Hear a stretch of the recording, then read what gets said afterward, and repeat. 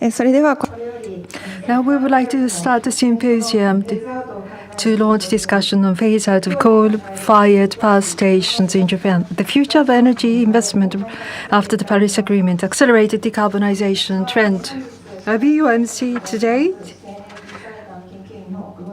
Kubo is my name, and I'm with the Renewable Energy Institute. Renewable Energy Institute is organizing this event, also concerning the phase out of coal-fired thermal power plants. We are pleased to have the Canadian Embassy and the UK Embassy, who are representing advanced countries in terms of phase out of coal power generation. I would like to invite Mr. Takejiro Sueyoshi, Vice Chair of the Executive Board of the Renewable Energy Institute, on behalf of the organizer. Mr. Sueyoshi, the floor is yours.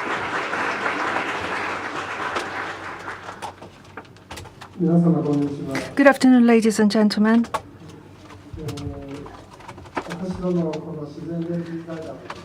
Our institute, Renewable Energy Institute, was launched triggered by Fukushima incident in 2011. This is the 7th year. Every year when we hold events like this, we are very pleased to have so much audience.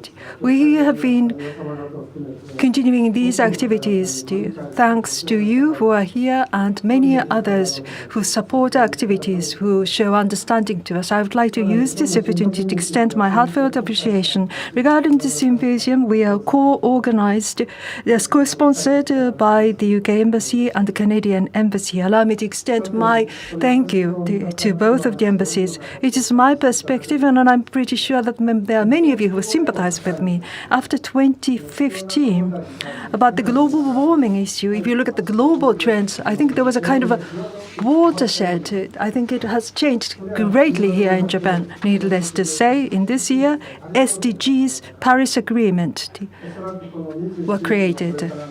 In the 21st century, in the global society, to lead, to control, and then the punishment might be actually exercised by the SDGs and the Paris Agreement. In particular, Paris Agreement is demanding zero emissions. It has triggered many things, I believe. Carbon disruption is the term that I coined myself. Disruption is destroying things that are existing, but it's not just destroying things that are there, but to do so in order to create something that have higher quality. So this is creative disruption.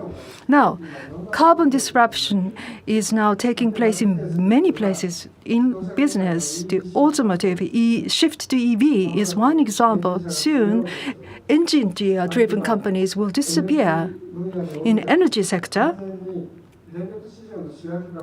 the major players in the electricity market has changed from the traditional energy to renewable energy. Also, in my finance, where I originally come from, disruption has already started. Allow me to explain. So far,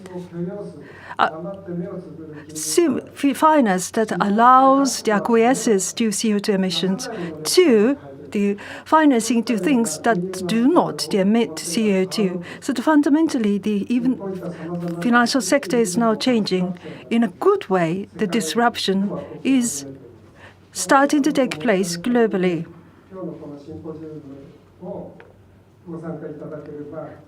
With this, if you could participate in the symposium, by the time you leave this room, you will have gained so much information from the illustrious speakers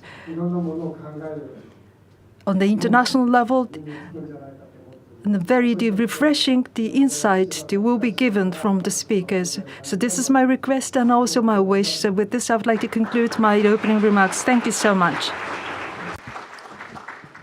Next, on behalf of the co-organizer, I would like to invite Mr. Rachel King, Minister, Councillor, Economic Affairs, Media and Communications at British Embassy, Tokyo. UK and Canada in COP23 for the phase out of coal have established the PPCA. And so, Ms. King, please. My name's Rachel King, and I'm the Minister Councillor for Economic Affairs, Science and Innovation, Energy and Climate at the British Embassy here in Tokyo. I'm delighted to be here this afternoon to launch discussion on coal phase-out in Japan, and I'm very grateful to the Renewable Energy Institute for organising this event. In the UK, we see the phase-out of unabated coal as a key requirement to avoid dangerous climate change. And tackling climate change is crucial to the UK and, of course, every other country's prosperity and security. We're not under any illusions that mitigating climate change will be easy, but we also know that it's essential in order to avoid the irreversible impacts. As many of you may know, the UK was the first country in the world to set ambitious, legally binding targets to reduce greenhouse emissions by 80% by 2050 through our Climate Change Act in 2008. In the UK, we set caps on emissions over a 5-year period, which we call carbon budgets, in order to meet our 2050 goal. This year, as we celebrate the 10th anniversary of our Climate Change Act, we're really pleased that other countries, including Canada and Taiwan, are interested in the model. And we look forward to sharing our lessons with other countries who are considering their own framework on climate change, including Japan. In order to ensure that the UK remains on track to achieve its emissions reduction targets, our government launched the Clean Growth Strategy in October last year. This sets out a comprehensive set of policies and proposals for decarbonising the UK economy. The Clean Growth Strategy builds on strong progress to date in the UK, including in the power and waste sectors.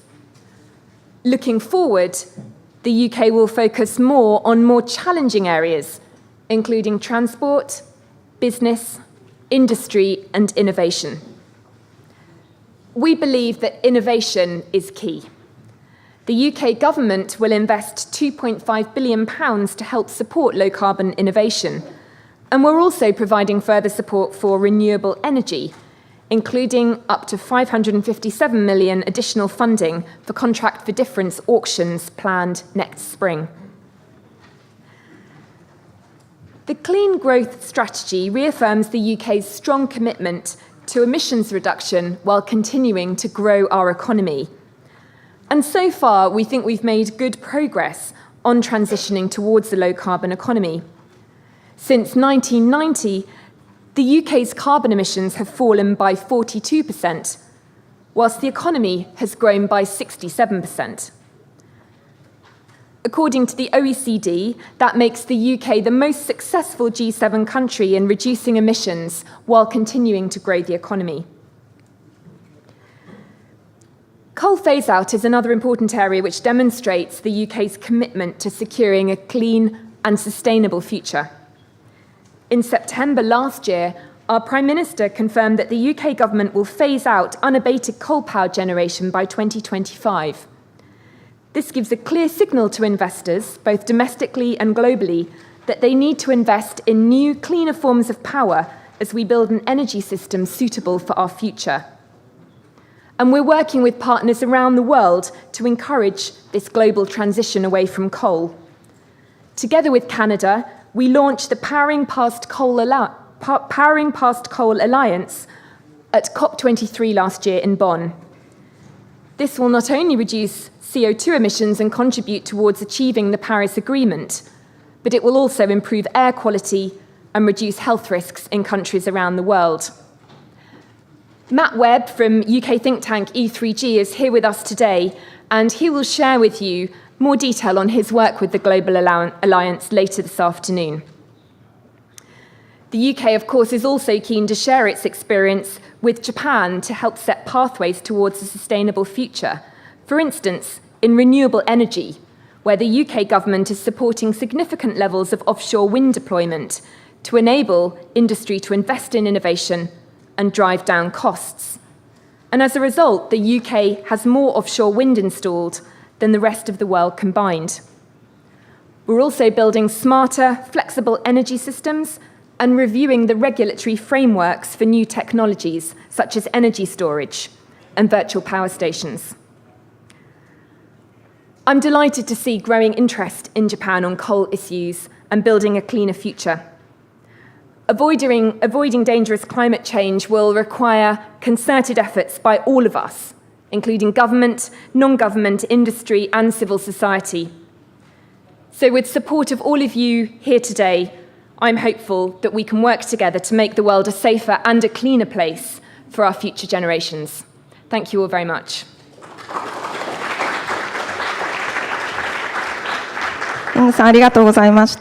Thank you so much.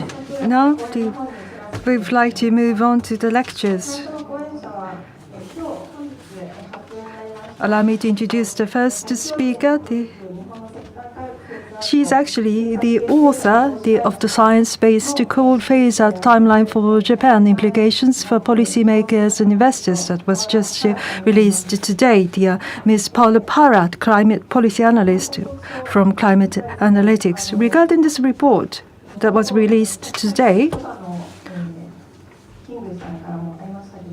as you have already heard from Ms. King, the PPDCA, when the alliance was established, this was actually used as a scientific evidence to support that, based on the Paris Agreement.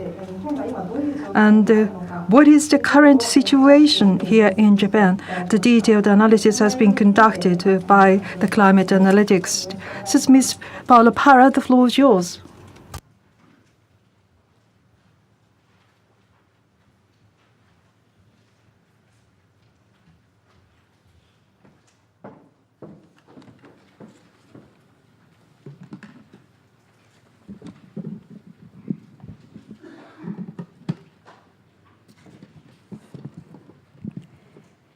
Thanks a lot. Good afternoon, ladies and gentlemen. It's my pleasure to be here. My name is Paola, and as you introduced, I'm author of this report, which I'm going to present briefly, but which you can actually have a copy of and read and come back to me with more questions at the end of this event, if you have any.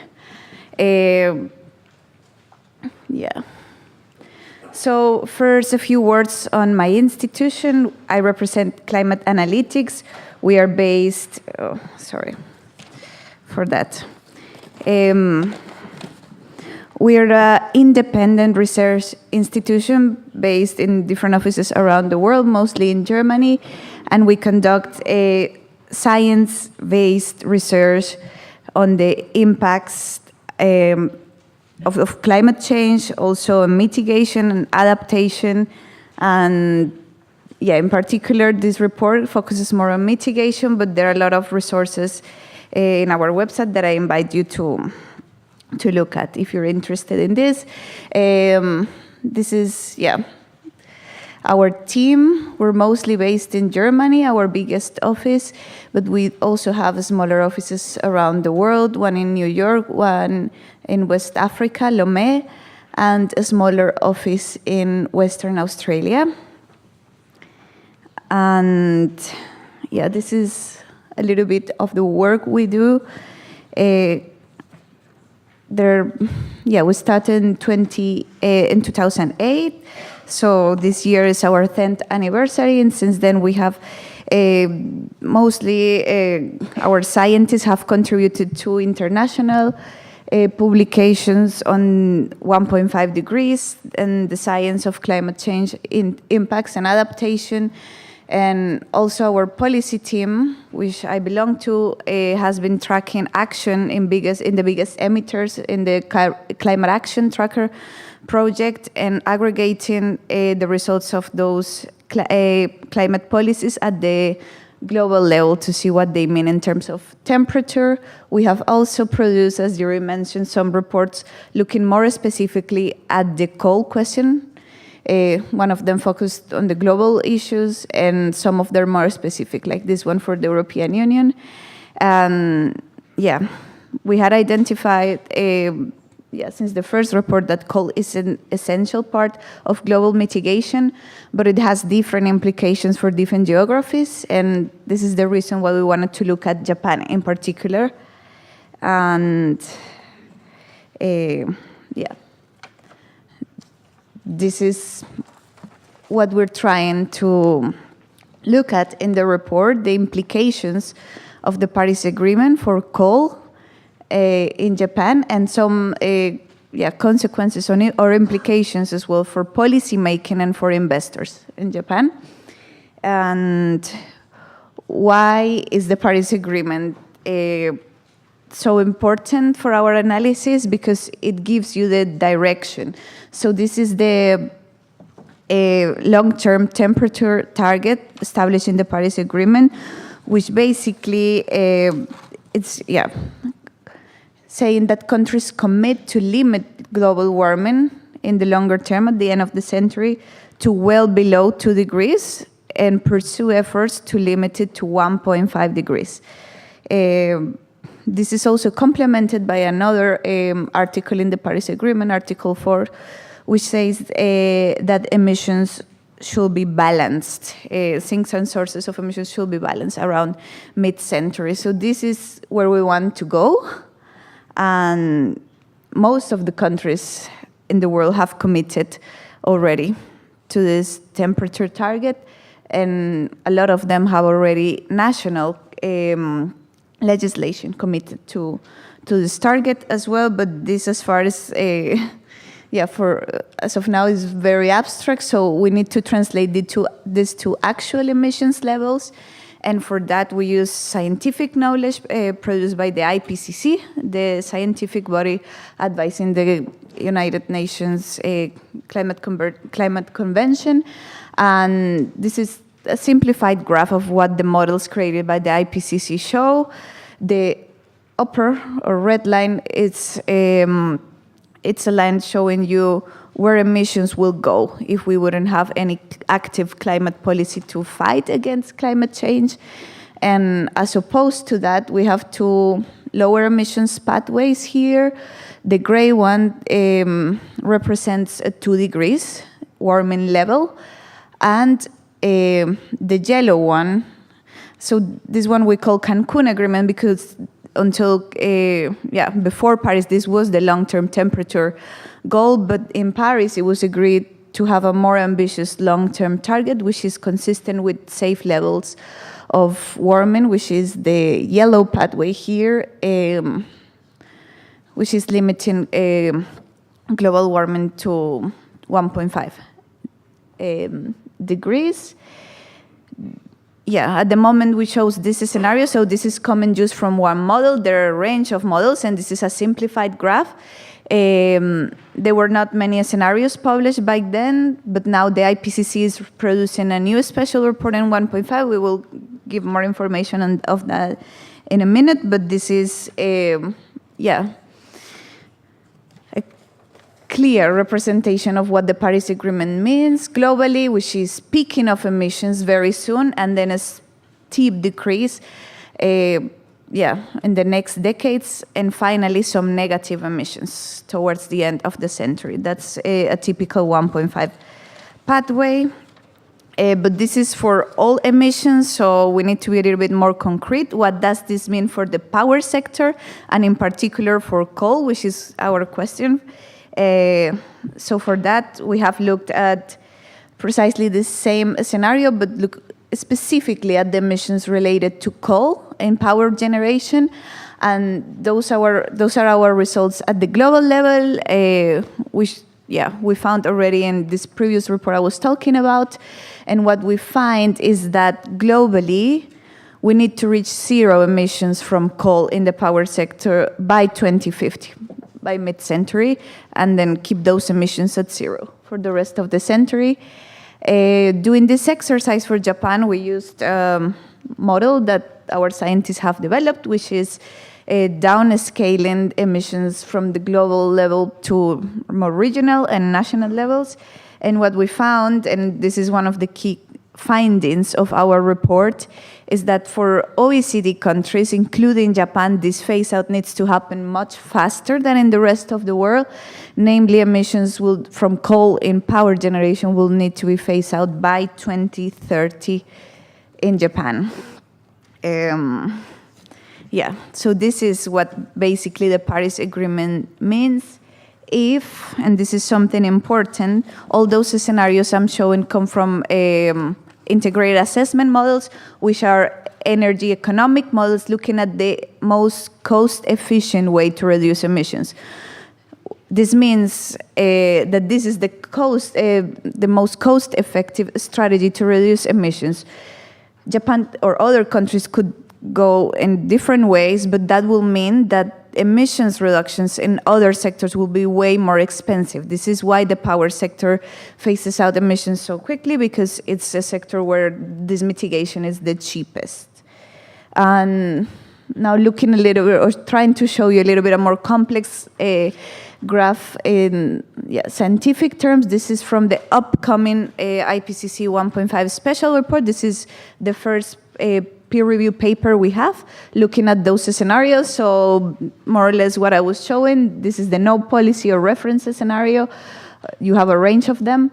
And then you have this blue line here looking at the 1.9 RCP concentration pathways, which are basically consistent with 1.5 temperature limit. And they show something very similar to what I was saying, which is the peaking of emissions, steep reduction, and then some negative emissions.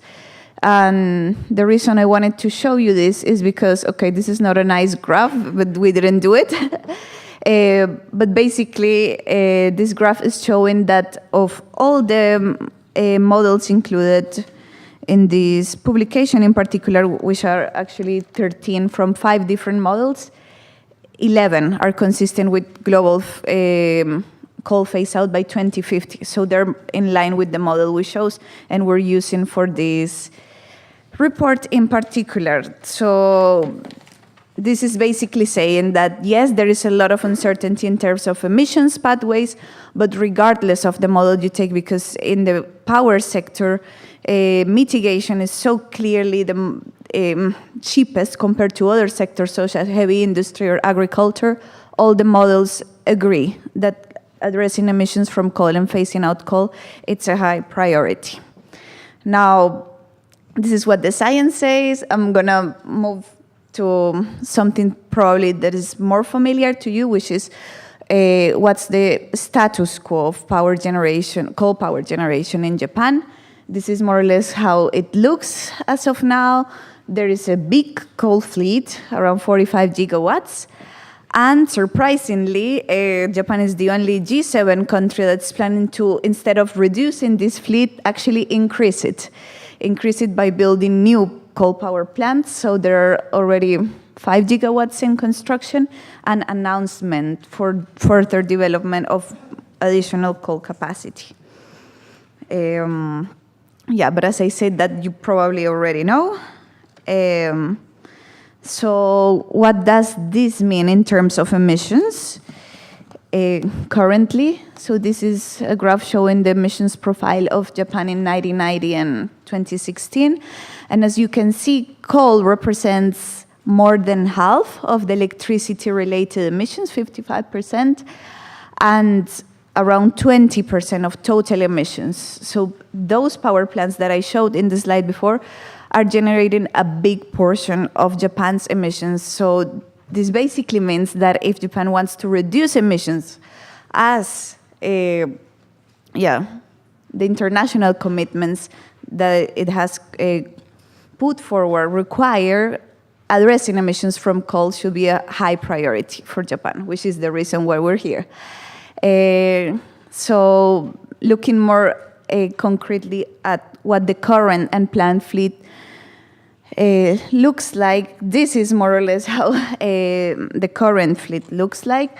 So as you can see, this is the age. So from the oldest to the youngest power generation unit, coal-based, is depicted in this graph. And as you can see, while the global average for coal plants is higher, around 40 years, Japan has a much younger fleet. This means that Japan has been building and starting operating a lot of coal power plants in the last 25 years, making its fleet in general younger than the global average, because yes, a lot of developed countries stopped building coal a long time ago. So those plants are reaching the retirement age. You have some of them exceeding the retirement age, but the truth is that a lot of them are still very young, which means they will still have a lot of years coming up to continue emitting CO2. And on top of that, we will have the new plant extension. So this is how it will look. If you were to translate this to emissions term, the darker area of this graph is showing currently operating plants. So that's how much they will emit in the next years. If you suppose they will retire at their technical lifetime, which is around 40 years. So if each one were to retire after 40 years, this is how emissions will look like. And then you have all this blue area on top of that, which is the capacity that's now currently being built or planned. So as you can see from this graph very clearly, compared to this Paris Agreement compatible emissions pathway, emissions from currently operating plants and more so of planned coal power plants are too much in Japan. That's basically our key finding once we run this simulation of what this means in terms of emissions.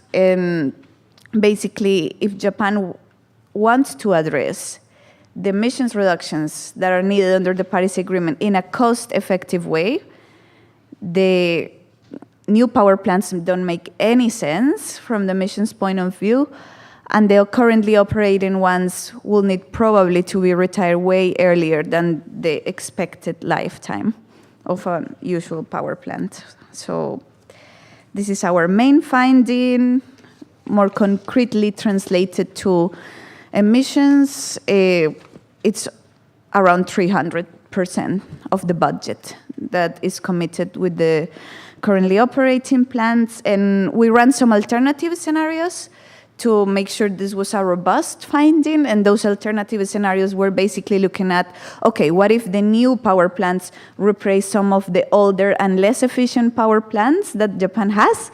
Because the new ones are usually more efficient. And we found that basically the effect in terms of emissions reductions is marginal, is very, very little. As you can see here, I'm going to speed up a little bit because I'm running out of time, but I'm happy to answer more questions afterwards. So what does this mean for the climate policy in Japan? This is the actually observed energy mix in 2013, and those are the 2030 targets. As you can see, they still have a lot of coal. Corresponding to the analysis that we just have shown. And in comparison to what the Paris Agreement will require in terms of different fuels, what we find is that three things. One, coal is too high. You should not have coal or very, very little coal by 2030. Two, the share of nuclear is probably overestimated in those targets, over 20%, but under the current situation and analysis that has been conducted, this is not very realistic. So a lower share, around 10%, will be more realistic for coal. And finally, and very important as well, the share of renewables, the target share of renewables is very, very unambitious compared to the potential and what will be needed.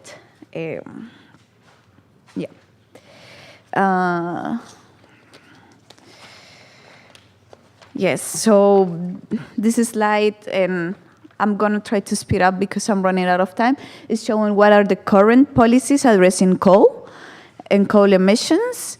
And what we find when we look at them is that they are not effective enough to first stop the new power plants coming online, and second one, addressing emissions from actual plants that are already existing there. So the policy signal is not strong enough to stop this as of now, so additional policies will be needed. And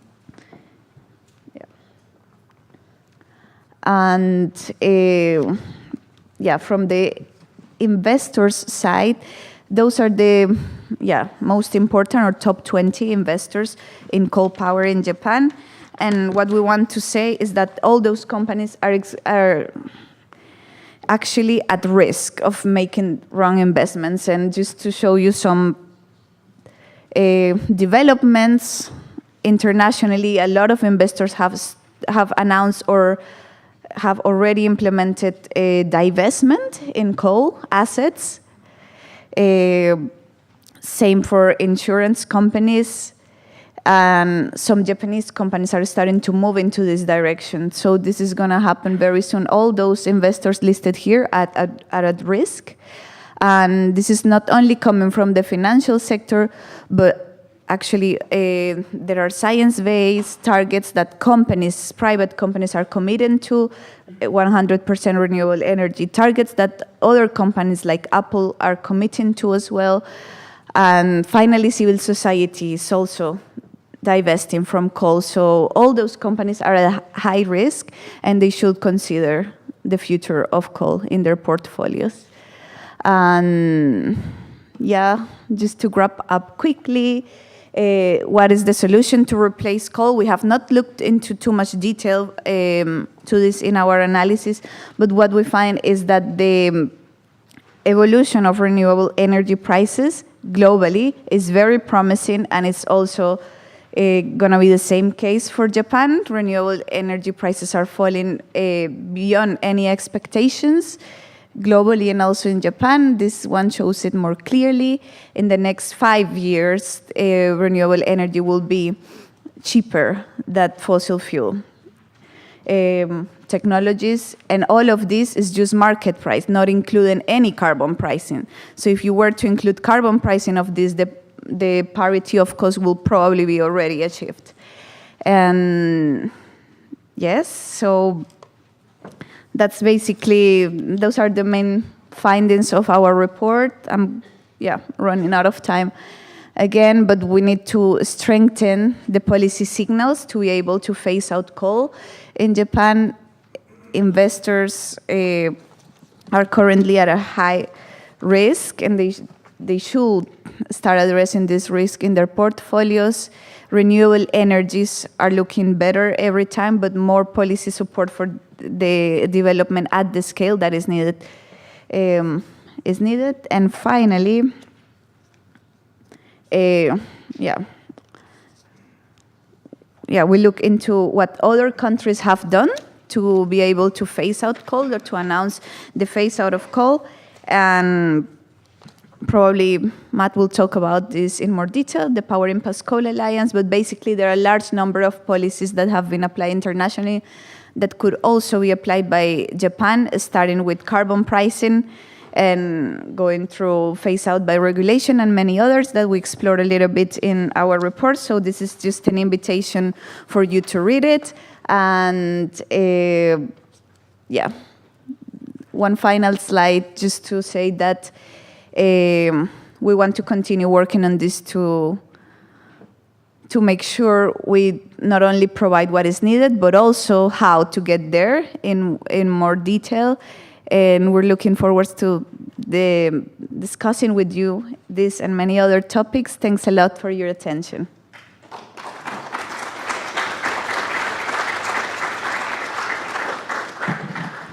Thank you very much, Ms. Para. I'm sure you have questions, but please fill out the question sheet.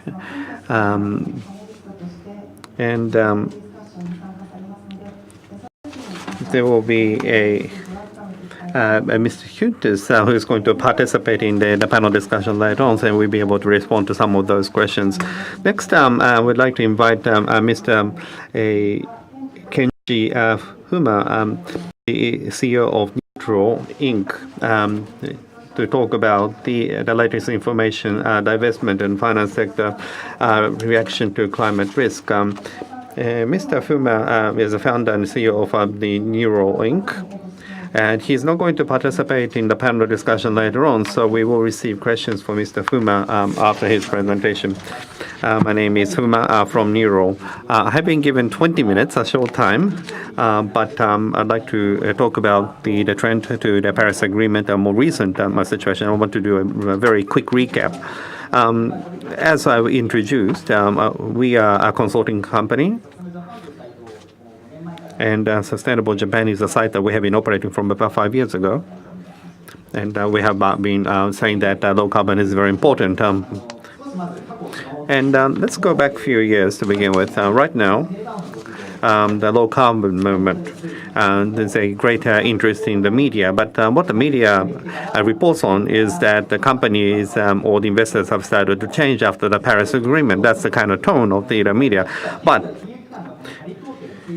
it's basically the industries and the financial institutions that have led to the Paris Agreement. It was because of the support of the industrial sector, the financial institutions, that had enabled the world to come up with the Paris Agreement. And now, Paris Agreement is it was in 2015, but it was in the tide was changed in the autumn of 2014 when we had the Climate Week in New York. And this is an event that's been held for quite a long time. But in 2014, this had attracted a global attention. The reason is that it was attended by these people. The Climate Week was an NGO activity to begin with. The Climate Change NGO had gathered in New York every year to do campaigns or to share information. But in 2014, these people actually attended this. And Mr. Ban Kim, the Secretary General, we had the Secretary of State of U.S. Attended, and Tim Cook from Apple also attended. We had the Pullman, the CEO of Unilever, or we had the chief underwriting officer of the Association. All these people came together and saying that we need to collaborate towards the Paris Agreement.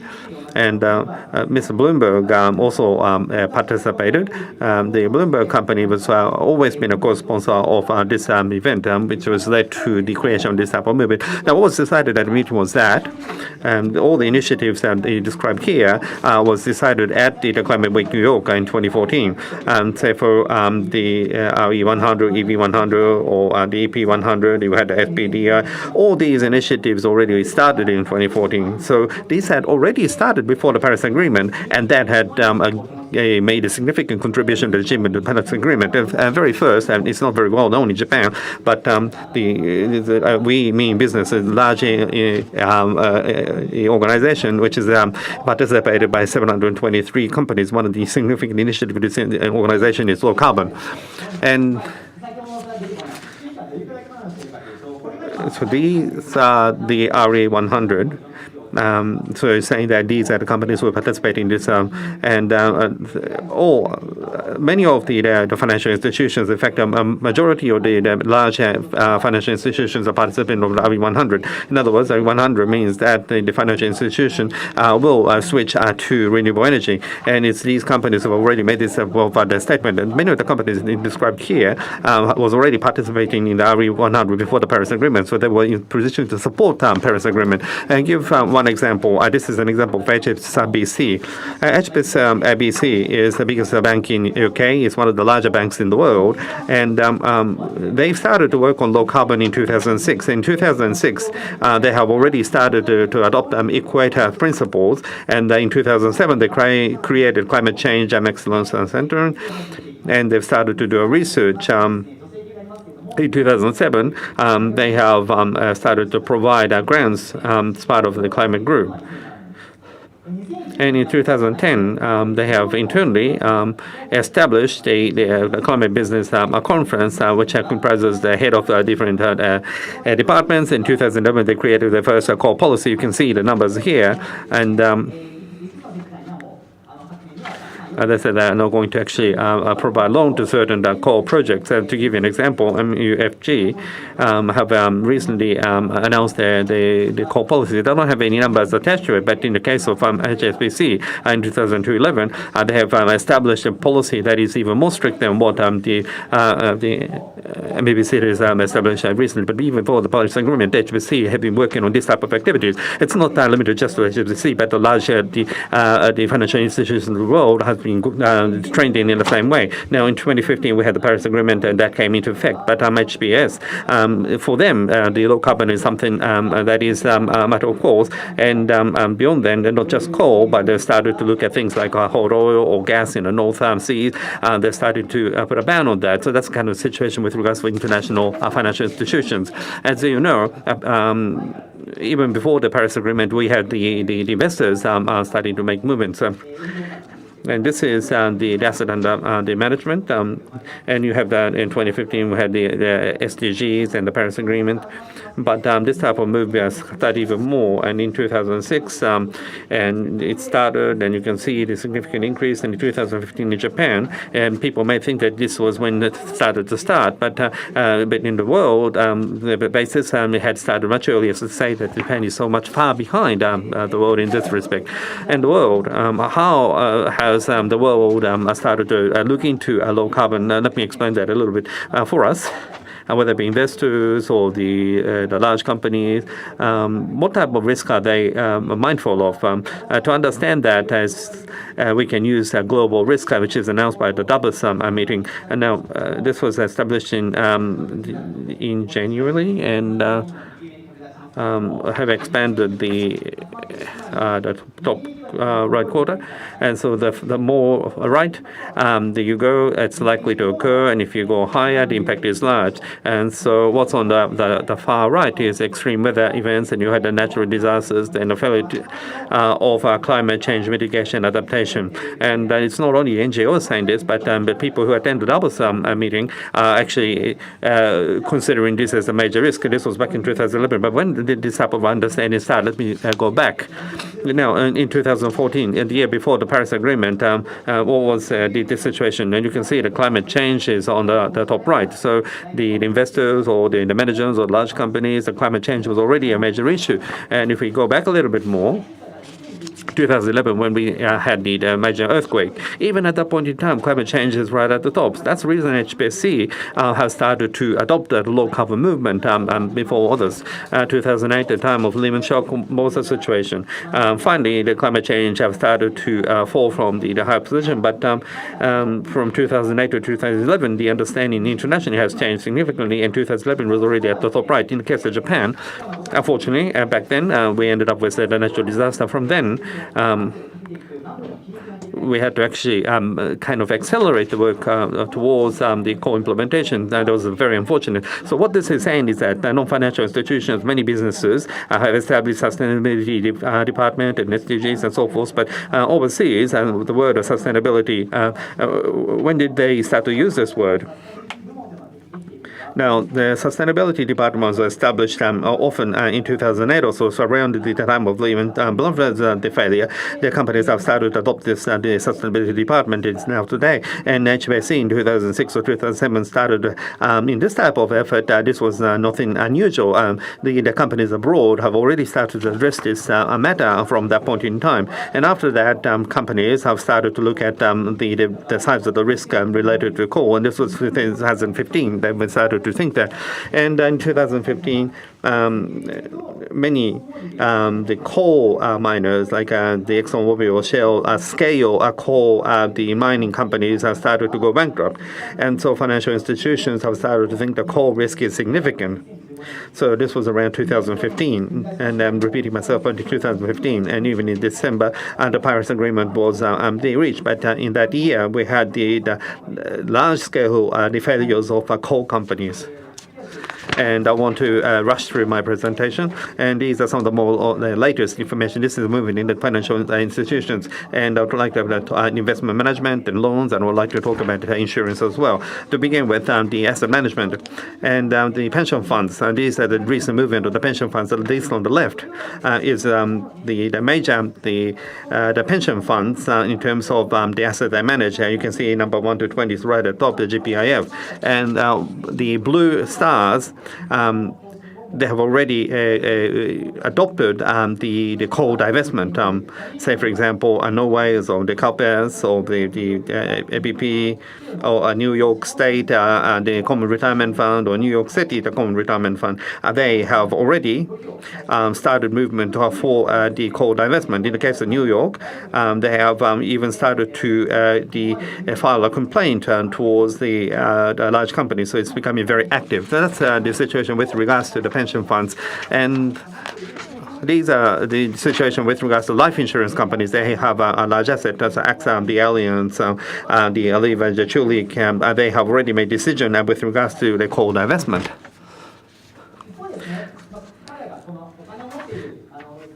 So for the institutional investors, they have the money and they've started to make this type of movement. So that we have companies that will create an index, and they started the low carbon stock index. And this type of index is increasing every year. So there is a much significant need from the institutional investors in this stand. And right at the bottom, the credit rating agencies, say for example Moody's or S&P. They've started to provide a credit rating that takes into consideration risks associated with climate change. And so there is an NGO actually checks the situation with regards to the country's effort. AODP ranking. The various the institutional investors, the life insurance, the banks, the movement has been summaries and put together as a result for the countries. And unfortunately, Japan is at the bottom of the developed nations. This type of movement, the asset management companies will accelerate this type of effort. And the asset managers have the PRI Montreal Pledge. And they actually calculate the CO2 emission from the investment portfolio, and they disclose this. And the Japanese large companies. They have started to calculate the CO2 emitted by the companies in their portfolio. There are only a couple of companies, or 4 companies of Japan included. This I hope that they will increase in the future.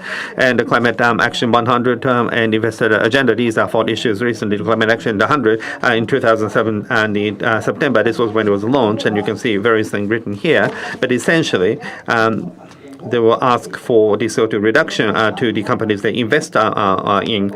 And so they're trying to apply pressure by the investors coming together on the right in the investor agenda.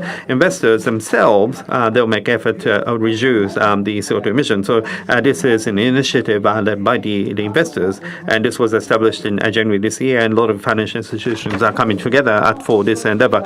And AODP is looking at each investors separately. There are various pension fund from Europe and right at the top, but the Japanese companies actually are considered very poorly. So we have a rating of the C for the MSAD insurance group, and the others are all ranked D from Japan. Next is with regards to loans.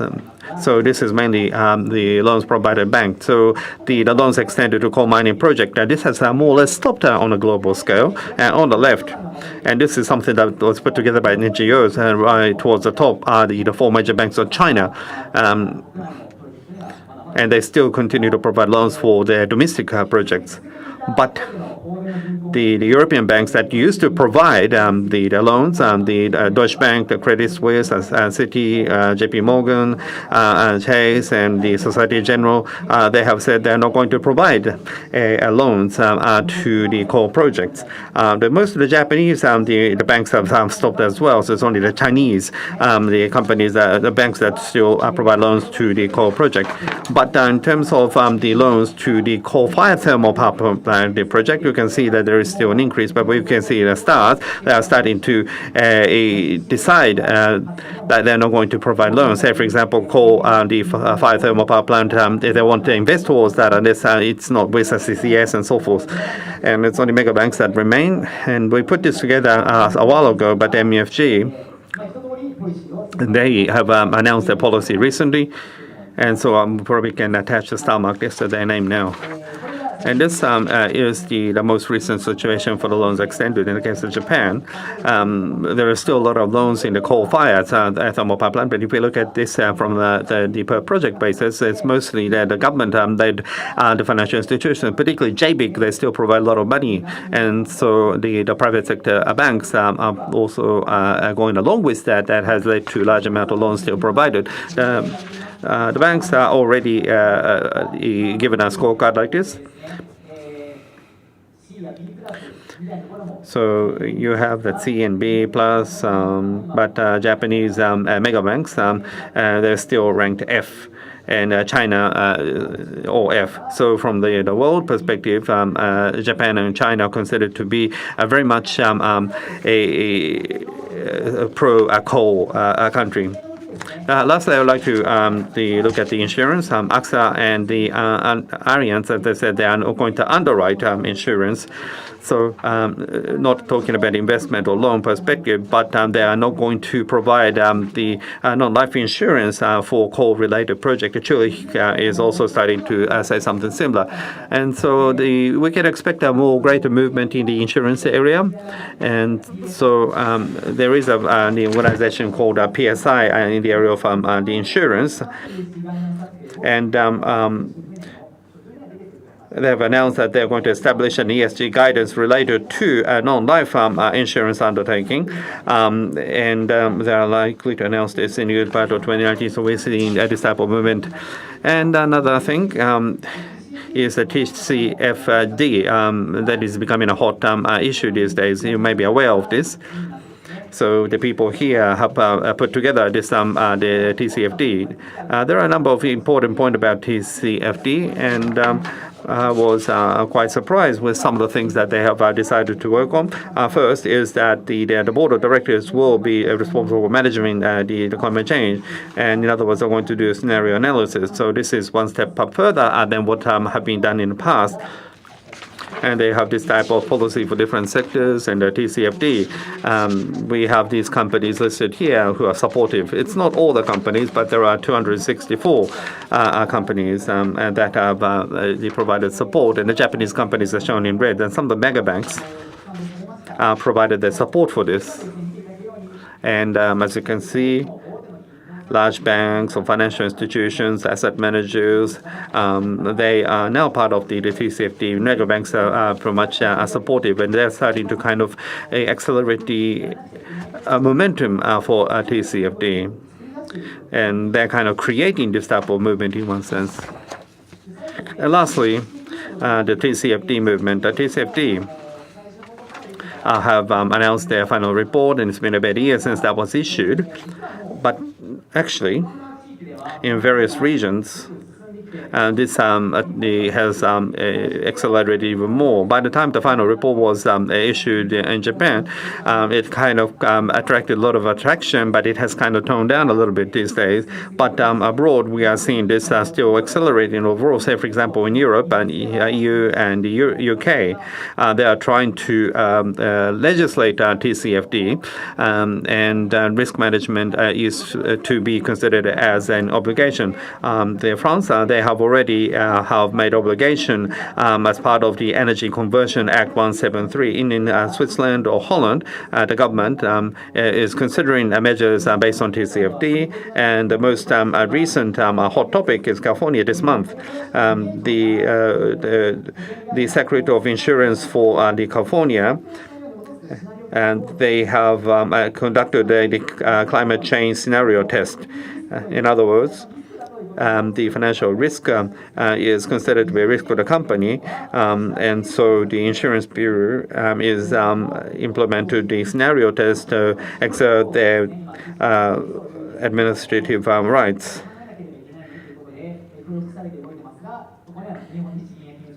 But unfortunately, we haven't seen the Japanese the financial institutions or Bank of Japan participating in the central bank's collaboration. In Brazil, the insurance the organization have decided to use TCFD for risk management, and so the insurance industry is now starting to participate in TCFD. So we're seeing this type of movement in Brazil as well. I have included a lot of contents in this, so I had to go through my presentation very quickly, but I'd like to conclude my presentation here. Thank you. Thank you very much, Mr. Fuhrman. So even before the Paris Agreement, the world was already addressing this issue, and you have given us update on the latest information.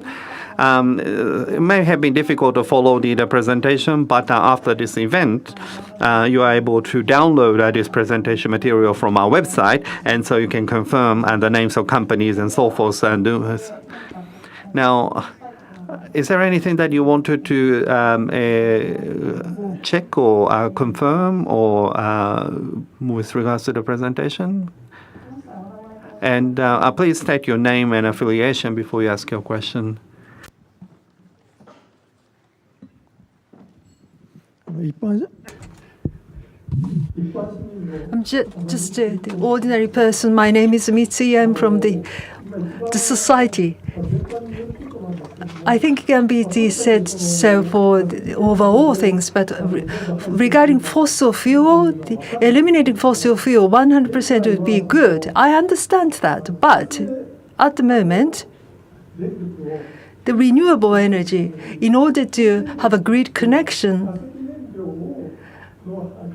fossil fuel, the thermal power generation is what we need. We depend on them as an adjustment. So this is what we are afraid of. If you eliminate all the fossil fuel-fired thermal power plants, the renewable energy may not be able to be connected to the grid. As a result, we may have to actually resort to the nuclear power generation.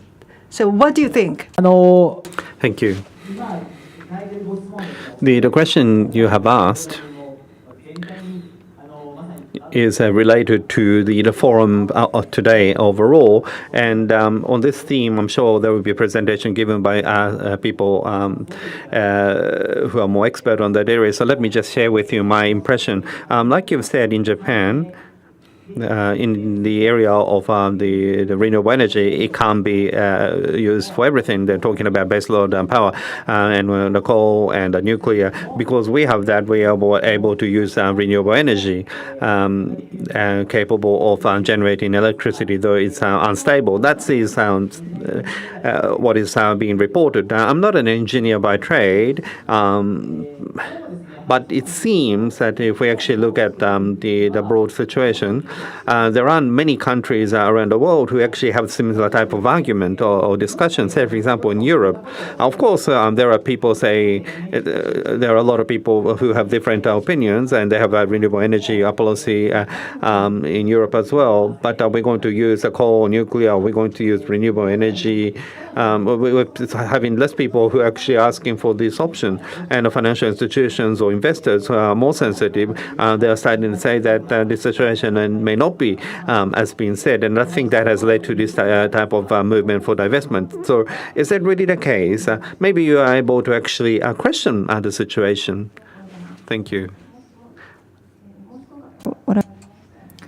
Perhaps we could entertain one more question. Any questions from the floor, please? Well, if not, Mr. Fuhrman, thank you so much. それでは次は2つ続けて On the PPCF initiatives, the UK and Canada took the initiative on the PPCA. So first, the international partnerships on climate change, Powering Past Coal Alliance. Ms. Alia Altaf, Energy, Environment and Venture Capital Analyst from Embassy of Canada in Japan. She will share with us the history of that PPCA. The floor is yours.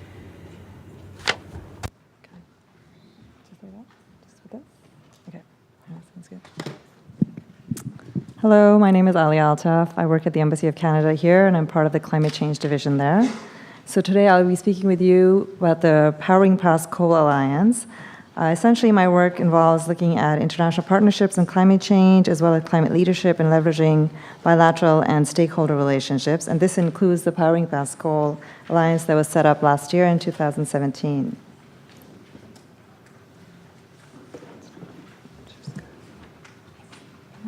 Okay, perfect. Okay. So essentially, we'll be looking, the presentation will focus on the overview of Powering Past Coal Alliance, why the global phase-out is essential, and the objectives of the Powering Past Coal Alliance. We'll also be looking at the timeline for the COP23, the One Planet Summit, as well as the Bloomberg Global Future of Energy Summit. And so moving on, we have the Powering Past Coal. Oh, this is not. This is okay.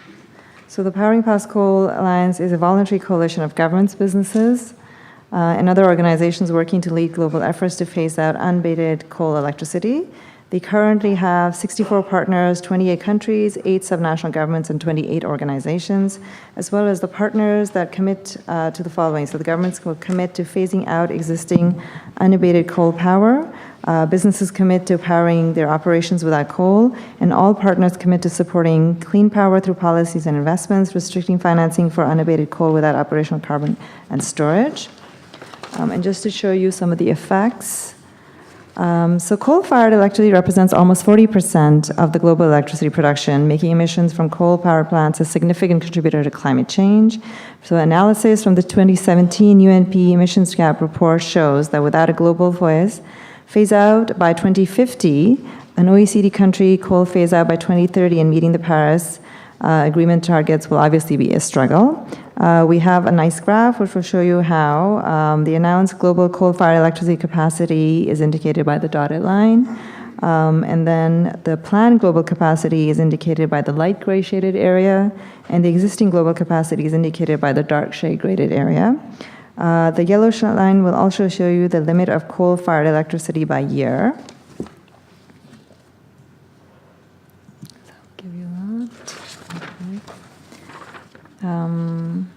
All right. And so really we anticipate that a net benefit of the regulations that will come through will be valued at $2.7 billion in benefits and result in significant reductions in GHG emissions and improvements to air quality and human health. And so now moving on to give you, the objectives of Powering Past Coal, to give you an overview of the organization as such. We have, this is essentially the first government-driven platform to facilitate coal phase-out. This will assist partners in implementing commitments while working to increase the number of coal phase-out commitments. They provide a forum for peer-to-peer knowledge, best practices and solution sharing, climate finance guidance and capacity building, and engage in international and coal advocacy and diplomacy, and promote the positive economic results that come with the transition from coal to clean. And obviously, the PPCA supports the 2030 Sustainable Development Agenda. And then, as I mentioned before, the Powering Past Coal Alliance was launched in November at COP23. There were 26 governments joined together to commit to support the accelerated global phase-out of coal-fired electricity. Canada and the UK specifically worked together to launch the event on November 16, 2017. The launch was attended by over 100 delegates from around the world, and 24 governments joined Canada and the United Kingdom to announce they were joining. Some of the first partners of the PPCA were Latin American states, including Mexico, El Salvador, Costa Rica, and then showed strong leadership in this key area. And so at the One Planet Summit, which will be coming up, there are 6 new government partners and 24 organizations. And then Canada and the World Bank announced a partnership on energy transition and a just transition. So the energy transition will focus on complementing the objectives of the PPCA and will accelerate developing countries' transitions away from traditional coal-fired electricity toward clean energy to power their fast-growing economies. We also have the Bloomberg Global Future Energy, which took place in April. So there were 2 new government partners. And then both Minister McKenna and Minister Perry were invited to the summit to participate with Michael Bloomberg in a panel to speak about the importance of coal phase-out for climate change, air quality, and human health. And then to follow that up, so the next steps for the PPCA, we will have a working level meeting in Berlin in June 2018. They'll continue to grow through the PPCA through the 2018 fiscal year, increase financial sector participation, including mobilizing philanthropic finance and advance efforts in just transition for workers and communities. So essentially, Canada and UK are working to identify potential opportunities to highlight the alliance in 2018 and to encourage current partners more actively in developing and advancing shared objectives. As a first step, the PPCA will hold a working level meeting in Berlin in June 2018, so next month. We have invited all government partners to attend, including Mexico, El Salvador, and Costa Rica. And the main objectives of the meeting are to convene current partners and potential observers to enhance cooperation to existing alliance members, facilitate international diplomacy, and advance peer-to-peer knowledge exchange. The PPCA is also working to expand and bring more governments and organizations to working towards the coal phase-out. And we're also looking to increase participation by the financial sector and to mobilize philanthropic finance. And so with that, my presentation comes to a close.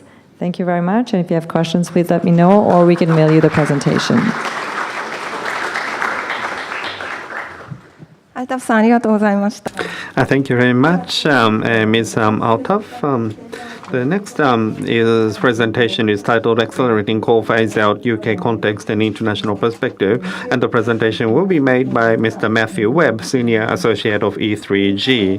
Mr. Webb worked for the UK government and was involved in the energy, the policies and so forth at E3G.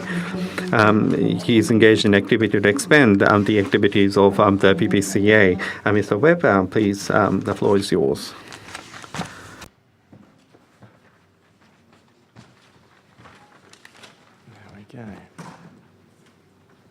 Thank you. Thank you for your kind introduction. It's a tremendous pleasure to be here in Tokyo and to talk about coal and the phase-out of coal at such a critical time. As introduced, I was hoping to give a bit of background to the UK road to coal phase-out, because I think it's quite important to understand what allows a country to make a commitment to move away from coal. And I was also going to just give a sense of, the external reaction to the Powering Past Coal Alliance and why it is so critical over the next year and a half to 2 years that it drives forward action. So I will keep a close eye on timing, but here we go. Oops. Oops, where did I want to go? That one. Great. So very briefly, E3G, a very brief word. You may not have heard of us. We work, we're a think tank, but we work very closely with governments, and we think about political solutions, i.e. we try and bridge between environmental concerns and action, but try and translate that into narratives and actions that governments can take forward. So that's E3G's role. We're just over 10 years old, and as you can see, we're based mainly in London, but also across Europe and in Washington. Our primary aim is to accelerate the low-carbon transition. We've had a very long association with the UK journey from coal, and I mentioned on this slide that, for those not so familiar with the UK journey, we had new coal proposals less than 10 years ago, around 10 years ago, and there was active proposals to bring forward new coal. And I just want to describe some of the things that have happened to bring us to a point where we're now talking about, and we have prime ministers talking about coal phase-out publicly and proudly, which is quite a turnaround. So I will move on to the wonderful work by Climate Analytics. I thought I'd take the pressure off Climate Analytics a bit. Their work was central to bringing a science-based approach to the understanding of what's needed to be done on the most intensive fossil fuel. But they're not alone. They were the first, I think, But in looking at this slide, which I think it's wonderful that has been now translated into the Japanese context, I would also point out that the International Energy Agency has been trying to keep up with climate analytics.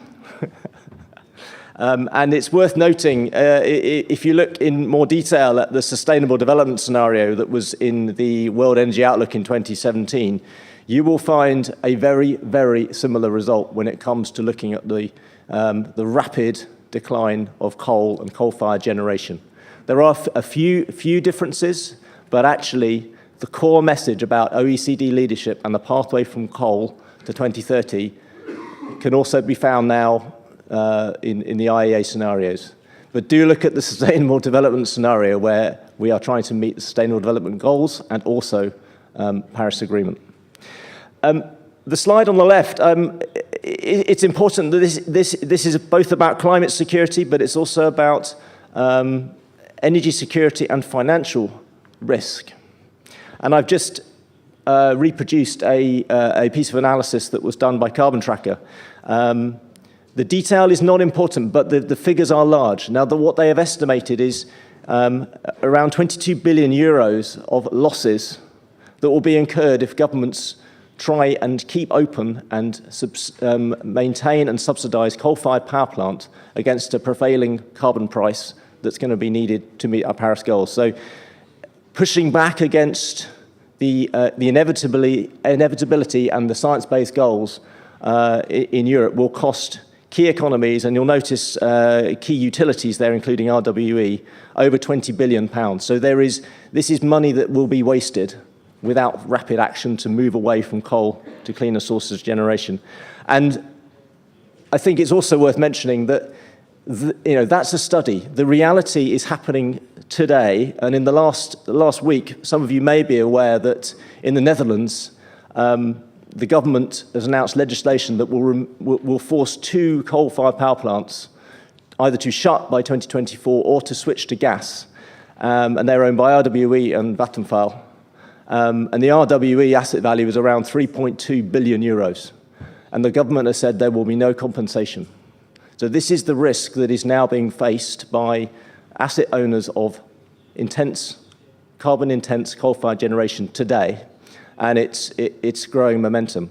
So this is not about studies, this is about economic reality. And for those not so familiar with the Dutch situation, the turnaround in ambition in the Netherlands was driven by public opinion around the Paris Agreement, which forced the coalition into the courts to change its climate ambition, and that is now driving a phase-out by 2030 or before. So this is how fast public opinion can drive change away from coal. I'm looking carefully at the time here. Moving on. E3G has been studying and reporting on the performance of coal within the G7 for several years, and I just wanted to draw a little bit of attention to this slide. And it's worth noting 2 things on here. Firstly, within the G7, the speed of coal retirement is significant. So we'll come back to the US later, but the speed at which old coal is being removed from the system and being replaced by renewables is increasing. And that was, those of you who have not seen it, but the Global Coal Plant Tracker report that came out 2 months ago underlines the speed at which this transition is taking place. You'll also notice that there is very little in the way of new coal being proposed in the G7. And in fact, the scale of cancellation in Germany is significant. And I think there is now one remaining plant that's likely to start in Germany, which has been struggling for about 5 years to get completion. So I am not trying to pick on Japan here, but Japan is sitting as an outlier within the G7 club. On the subsequent slide, again, it's important to benchmark where countries are. And again, Japan is falling behind its G7 peers. And unfortunately, it's not only on its pursuit of new coal plant domestically, but perhaps more worryingly, it's about its international presentation and projection through its financing of coal overseas. And that is why, unfortunately, we have rather too many red boxes for Japan. We regularly update this pack. We will be updating our analysis for the autumn, hopefully around the Canadian G7 presidency. So we are paying close attention for signs of improvement. So we would be very happy to paint some of those tiles orange and not red, if that's any incentive to drive change. Turning to the UK, I shan't dwell on this slide because Rachel King from the Embassy did a great job in terms of talking about the overall trends for the UK. I think the UK is now reaping some reward for a number of policies that were put in place following the Climate Change Act in 2008, which has allowed it to essentially further decouple its emissions from its economic growth. And I think the most notable piece is the carbon budget system, which actually legally forces the government to plot a rational and cost-effective route to a 2050 target of 80%.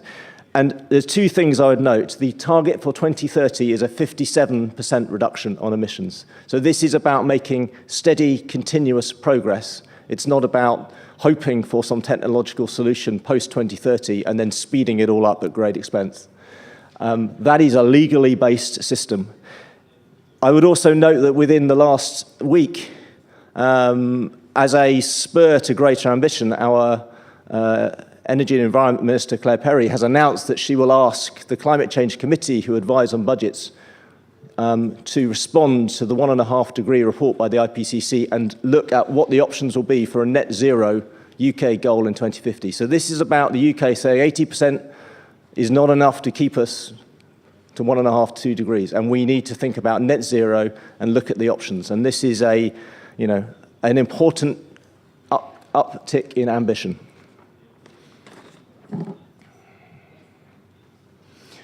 That change in the economy has allowed us to take our emissions down to a level which, emissions fell by a further 7.4% in 2017. So they're now down at a level last seen in the Victorian era.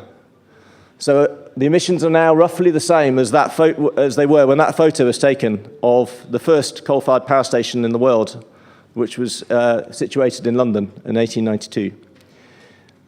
The slide on the right is worth pausing on for a number of reasons.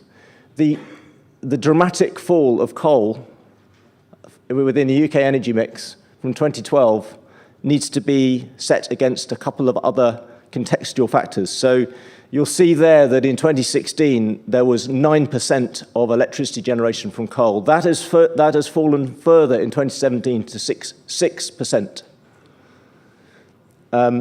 But it's important to understand that this is not about some dramatic switch to other fossil fuel sources or a great expansion of a nuclear program or etc. What's been going on has been a reduction in electricity demand of 11% since 2008. So this is steady reduction in the amount of electricity that the economy requires, yet the economy still grows.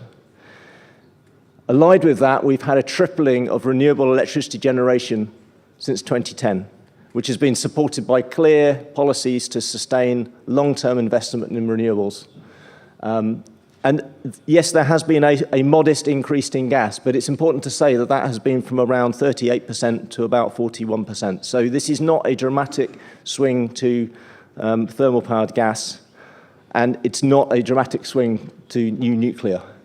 This is about demand reduction, it's about renewable growth, and that's allowed us to drive reductions from emissions in the economy.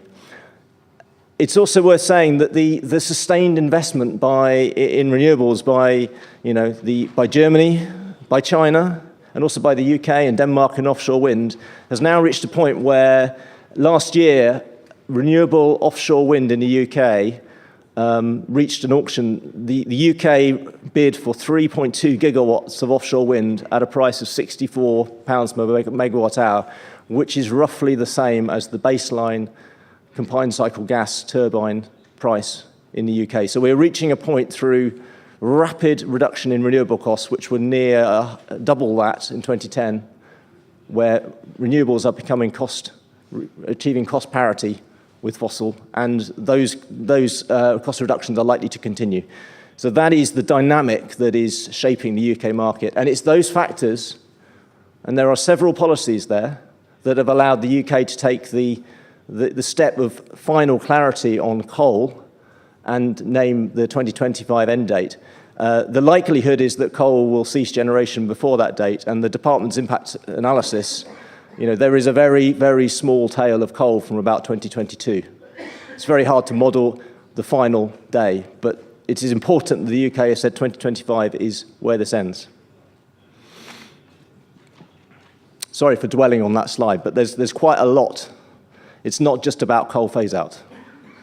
It's about changing the energy system to clean. Excuse the animations. I only emphasize this slide for one reason. This is the speed at which policy can change. So in 2006, we were reaching an investment cycle for coal. So UK coal in 2006, which is the blue box on the left, the white paper, the government policy said, let's do more coal. We had 40-year-old coal. It was an investment cycle. It needed replacing. But with the change of opinion and political support, particularly around climate action in Copenhagen, the UK then established its Legal Climate Change Act in 2008, committing us to an 80% reduction in emissions by 2050. We also formed a single energy and climate change department within government, so decisions could no longer be batted between two different opposing ministries. They had to be resolved, and they had to be resolved in line with legal binding targets for emissions reductions. And that was a department I joined in 2010. And within 5 years, just over 5 years, so 5 years there was an announcement on coal phase-out. And in January this year, that final document on the right is a policy white paper, which lays out the legislative proposals for the end of coal in the UK. And for those interested in the detail, the main driving instrument is to set an emissions performance standard for existing coal that is in line with gas, so 450 grams per kilowatt hour. So it's an emission performance standard reduction, which basically means unabated coal will be removed from the grid by 2025. I will speed up a little bit, but not too much. I like this picture. This is just to emphasize the dramatic change in the UK. So we are now having record periods of zero coal generation. So in the last 2 months, we had a 76-hour period of no coal. And those records continue to increase. Last year, we also had more than 50% of electricity generation in the UK coming from low-carbon sources, 29% from renewables, 21% from nuclear. And we are now closing and removing coal from the energy system and the landscape. And that's a picture. That picture is significant, but that is the existing Kings North power station having its exhaust stack demolished. And that was the site in 2008 where the last new coal pipe power station was proposed. So that just shows geographically and in time that within 10 years, we've gone from new coal to demolition. I won't dwell on the Power and Pass Coal Alliance launch because my colleague Alia has covered that wonderfully well. Needless to say, I think it was probably the story of COP. And why was it the story of COP? Well, it was civil society and governments responding to two things. One was the German debate on coal and Bonn and around the work to form a coalition by Angela Merkel.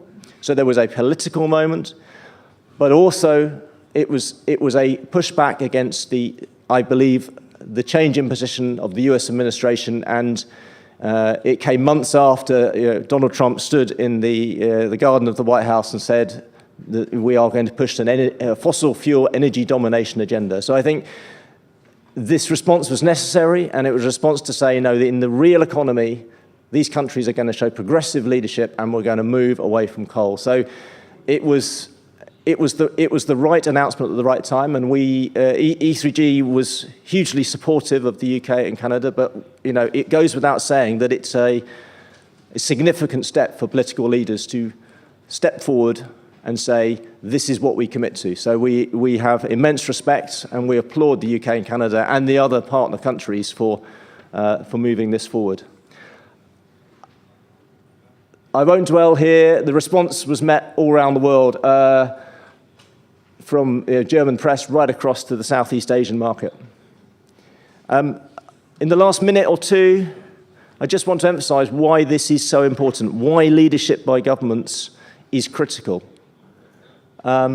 Paris was about climate diplomacy and climate negotiations and taking that as far as we could then and committing to 1.5 degrees to 2 degrees. But to make that happen, we need action in the economy, the real economy, the way we power our homes, the way we power our industry, the way we use our vehicles. That has to happen now. We know that the current set of nationally determined contributions proposed in 2015 need to be enhanced. They need to be upgraded if we are successful in delivering our 1.5 to 2 degree goal. The negotiators at the UNFCCC will not be able to upgrade that ambition unless we make real substantive change in the way we use energy in our power systems and buildings today. So the debate today, and I understand that the Japanese domestic debate about energy is very live right now in terms of strategic energy plans.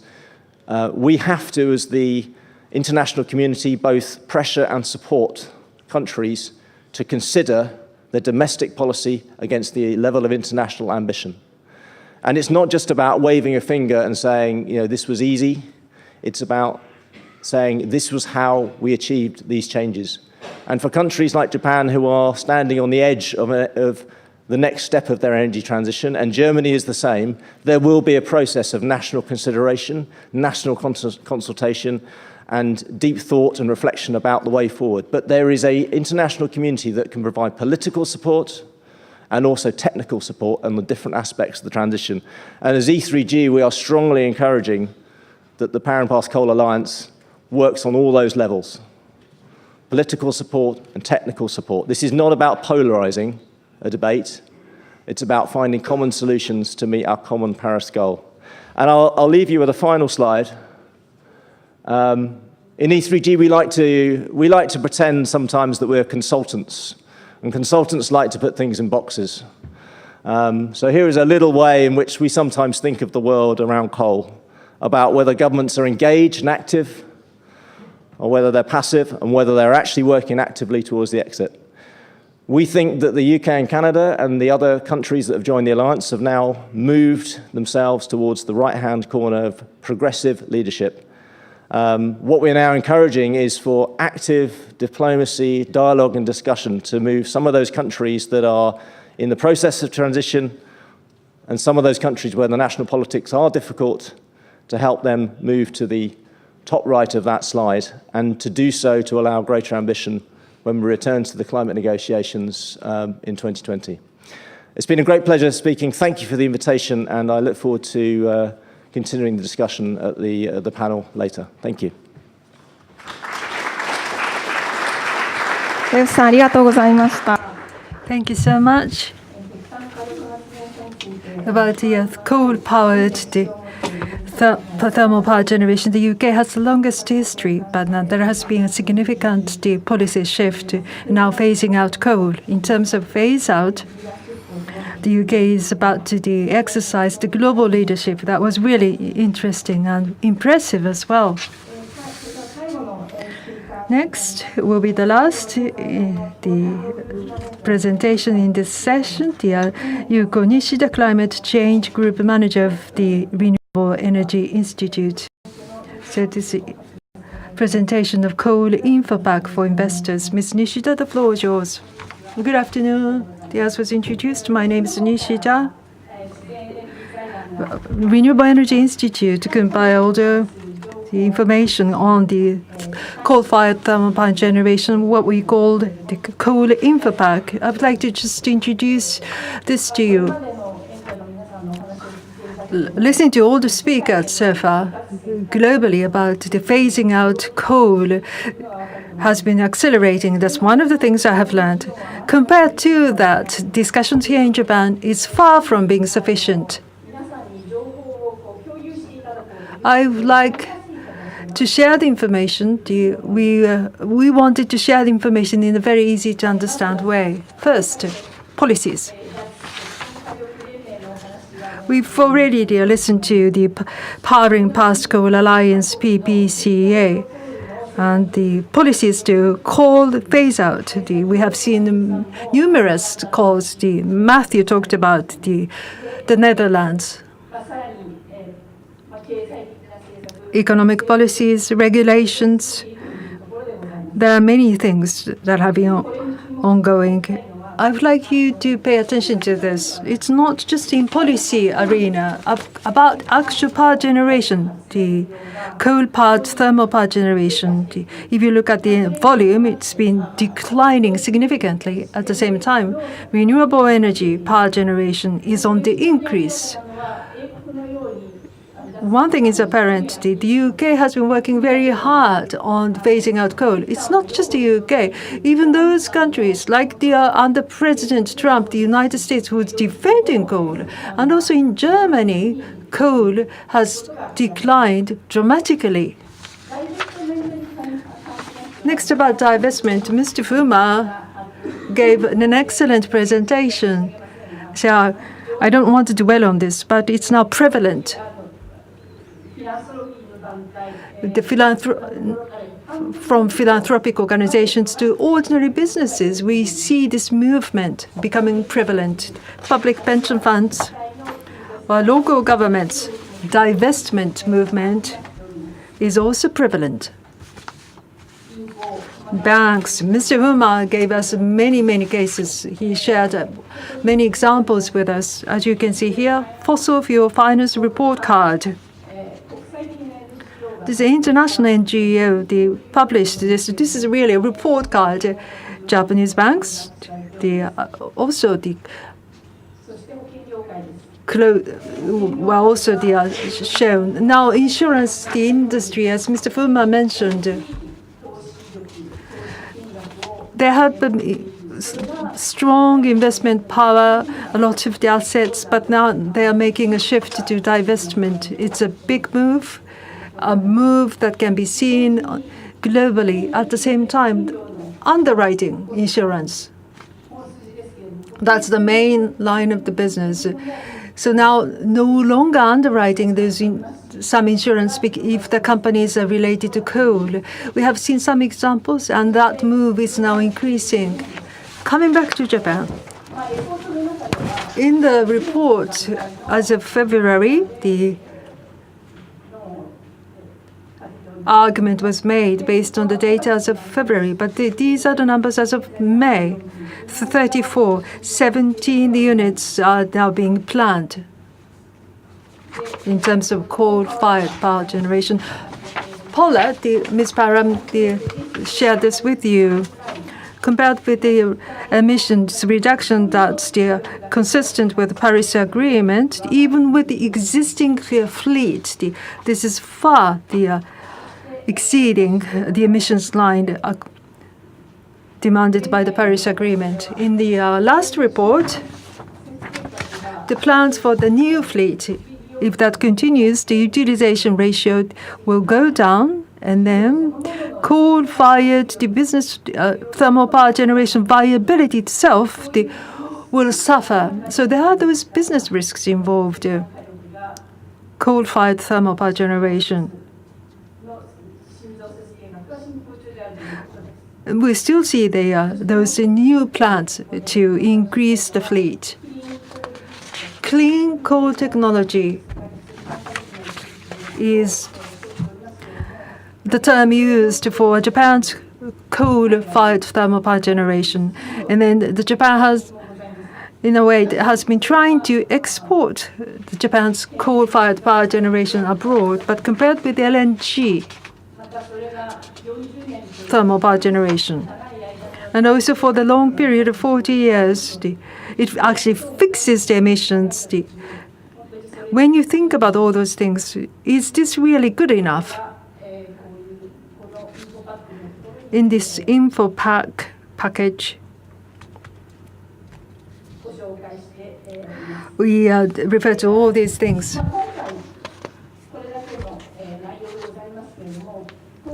This is what I have just shared with you, but going forward, we have a lot more information related to coal-fired thermal power generation. We would like to keep offering you various pieces of information. Thank you.